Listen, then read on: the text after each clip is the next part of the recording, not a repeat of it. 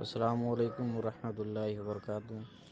جی، میرا نام محمد شعبان رضا ہے اور میں کرنٹلی جامعہ ملیہ اسلامیہ کا اسٹوڈنٹ ہوں، اور میرا مقام مہاراج گنج ضلع سسواں بازار کے تھوڑی سی دوری پر نیٹری سگولی گاؤں ہے۔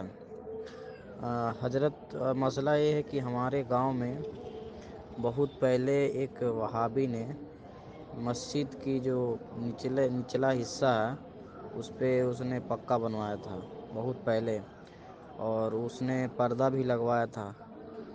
تو ہمیں پوچھنا یہ ہے کہ حضرت، جو پکا بنوا دیا ہے تو کیا اس میں نماز ہم پڑھتے ہیں تو وہ بہتر نماز ہوتی ہے کہ نہیں؟ اور ہمارے گاؤں میں ایک ہی وہابی ہے اور وہ ہمارے صفوں کے بیچ نماز میں آ جاتا ہے، جمعہ میں بھی اور 5 وقت کی نمازوں میں بھی۔ تو کیا ہماری نمازیں درست ہوتی ہے کہ نہیں؟ برائے مہربانی جواب عطا فرمائیں۔ وعلیکم السلام ورحمۃ اللہ تعالیٰ وبرکاتہ۔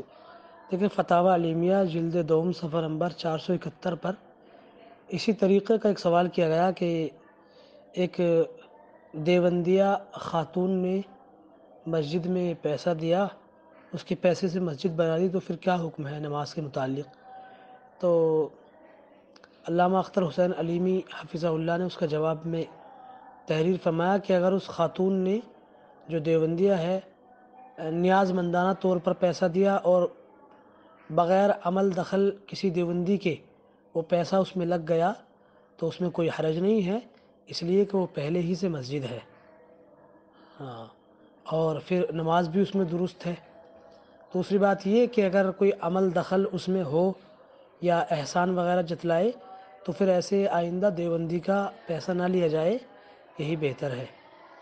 رہا معاملہ دیوبندی کا جماعت میں آنے کا، تو دیکھیں، فقیہ ملت مفتی جلال الدین رحمۃ اللہ تعالیٰ علیہ فتاوی فیض الرسول جلد اول کے اندر تحریر فرماتے ہیں کہ اگر کوئی دیوبندی جماعت میں شامل ہوتا ہے تو چونکہ ہمارے نزدیک اس کی نماز نہیں ہے، تو گویا کہ جس جگہ وہ کھڑا ہے وہ ایسی جگہ ہے جہاں کوئی نہیں کھڑا ہے، تو اس کی بنیاد پر صف منقطع ہوگی، اور سارے سنی مسلمانوں پر لازم ہے کہ اس کو اپنی مسجد سے باہر کرے، اور اگر فتنہ اور فساد کا اندیشہ ہو اس کو باہر کرنے کی بنیاد پر، پھر اگر سنیوں کے اندر اتنا معاملہ ہے کہ فتنہ اور فساد کا مقابلہ کر سکیں گے تو تب بھی ضروری ہے اور لازمی ہے کہ اس کو باہر کرے۔